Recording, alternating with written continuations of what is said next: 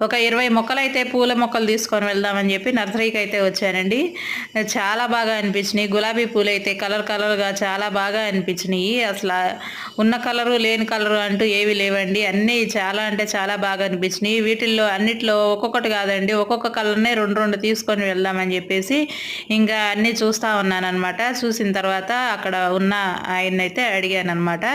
ఇలా ఈ మొక్కలు తీసుకొని వెళ్తానంటే ఆయన అన్నారు, "మీకు ఎండ బాగా వస్తేనే ఈ మొక్కలు తీసుకొని వెళ్ళండమ్మా, లేకపోతే వద్దు" అనేసనన్నారు. నేనైతే ఒక్కసారిగా షాక్ అయ్యాను.